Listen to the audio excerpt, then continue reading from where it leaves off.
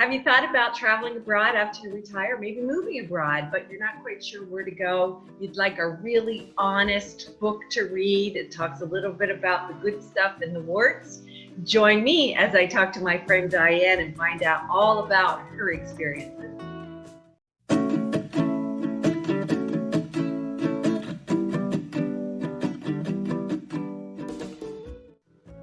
Hi everybody, this is Cynthia with Global Traveling Realtor coming to you today with one of my friends from Panama. We've known each other for a while and I've had the opportunity to sit and work with her on multiple projects, and now I get to learn a little bit more about the book that she just wrote, an honest and open look at Panama and what her experiences were. It's called An Expat's Struggle, Making a Home in Panama. And I'd like to introduce you to my friend Diane Maxwell. Hi Cynthia, hey, thank you for having me. I'm so excited of talking about you. Your videos are so interesting to your audience. Hey Diane, so happy to have you on. Thank you so much. I'm looking forward to hearing a lot more about what you went into your book, what it's about, how things are going, and how you actually ended up in Panama. I got to Panama.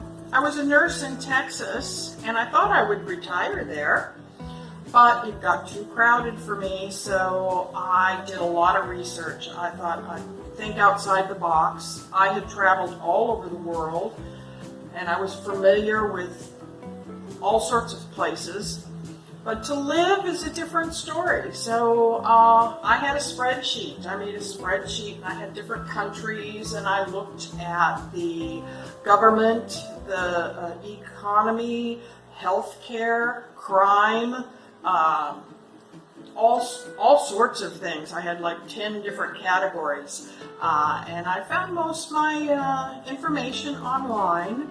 The CIA has all sorts of information on every country, so you can get a lot of information there.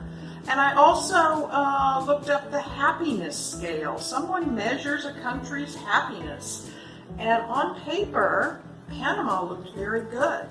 So I thought, well, let's go visit. And I made 3 or 4 trips down here, looking around, looking at different areas, because different areas in Panama are very different. And people were very friendly and welcoming, and I decided on the Coronado area to move to. My book, I had more than the usual hiccups in my move. I was a woman alone, but I overcame them, and my book is about overcoming a lot of the issues. And since I've written it, I have gotten messages from several people saying, oh, the same thing happened to us. And so it's not a unique story, and hopefully you can prevent some of the pitfalls I encountered. It'll also just help you with the culture. I have a whole chapter on cultural differences, because a different culture, a new country, a different language, everything, those are all issues that maybe you're not prepared for. I heard a lot of people complaining, and they didn't give me the check. They didn't see how I was doing. Well, in Panama, it's very insulting to give a check unless you ask for it. And it's very rude to interrupt diners while they're eating. You need to ask for help, not sit there and just wait. It's just a little cultural thing, but it helps smooth the way. Getting a bank account is a big deal in any foreign country, no matter which foreign country an American, someone from the United States travels to. It's difficult because the U.S. government really wants to know where their money is. And in fact, basically, if you open an account in a foreign country, you are considered a money launderer until proven otherwise. And that's why people say, why do they need all these letters of references and telling the bank where my money is coming from? And they don't understand until you get the little bigger picture. So I have a whole chapter on history and where the gringo fits in that history. And I found that very interesting, and it helps me cope with what the society treats us and such. Well, Diane, life is definitely full of challenges, and it sounds like you've had quite a few. Why don't you just throw in the towel and say, this isn't going to happen, I'm out of here? Why didn't I throw in the towel? Boy, I wanted to several times. And every time I looked at moving back into the States, I'm just on Social Security, and my money is quite tight. It would be almost impossible in the States.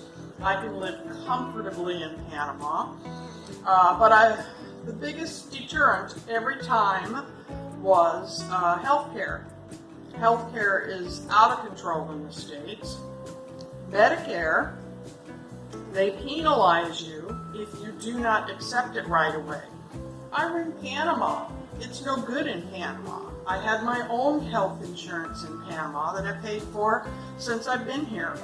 But if I ever wanted to go back to the States and get Medicare, I have to pay 10% for every year I didn't take it. I've been gone 9 years, so my monthly premium would be 90% more for the rest of my life. And that's just wrong. So that was a big deterrent, the health care part of it, and also the people. The people here are fabulous. They're wonderful. They're supportive, and they really helped me out and supported me. And if I went back to the States, I'd be starting all over again. Thanks, Diane. That's some beautiful artwork you have behind you. Why don't you tell me a little bit about that? I don't know if you can see the artwork on the wall is by a local expat. I have some of her work, Chrissy, and Chrissy Harwanko. I always get that wrong. I also have another lady's, Mary Howard. I like buying local. I have a mola by the indigenous people of San Blas. And I enjoy decorating my house with local artwork, local embellishments. And I really like, now that I'm here, it's so nice. It's so peaceful and so wonderful. No storms, no bad weather, always the same temperature every single day. So I'm really glad I've made the move. And it has been a real pleasure, and thank you so very much. Before we part, is there anything that you'd like to tell me that I haven't asked? Also, my book talks about a lot of travel. I traveled my whole life all over the world, so hey, let's travel in Panama. And I go all over the country, visiting all over the usual suspects, the Panama Canal, an indigenous tribe. I go to Bocas del Toro, I go to San Blas, I go to Pedicey, I go to all the usual tourist destinations, but I also go to several very unusual places you're not going to find in the tour books. I went to an archaeology dig west of Panama. I went to a reforestation project in the jungle. They have camping over the weekends in these huts, and we help with the reforestation. I soaked in hot mineral springs heated by the volcanoes. So I talk about interesting different places you can go and travel to too. I was very flattered that Amazon voted my book as the #1 new release Panama travel guide. So it's worth a look just if you want to come, and if you're house hunting, hey, let's see what Panama has to offer too. And there's lots of things to do here. People were worried, what are you going to do when you're retired and in a strange place? Well, there is so much to do. I had to learn to say no. There are clubs, hiking clubs, and all sorts of beach activities, sports, pickleball. People play pickleball. I got involved in what was the Panama hospice. Being a retired nurse, that fit me very well. There's all sorts of spay clinics for animals, lots of animal rescue. There's poker, cards. There's all sorts of things going on. So that's one reason I picked this area. There's lots of social things going on. Hey, thanks, Diane. It's really great to connect with you again. You're looking great, and so happy that you took the time to share some of this. It sounds like there's a lot of great things in that book, and I'm encouraging all of our followers and viewers to reach out and grab it. I'll put a link in the YouTube information below. They can just click on it, go right to Amazon and order that firsthand and learn a little bit more about it. So thank you again for being with us. And I really look forward to seeing you in Panama soon.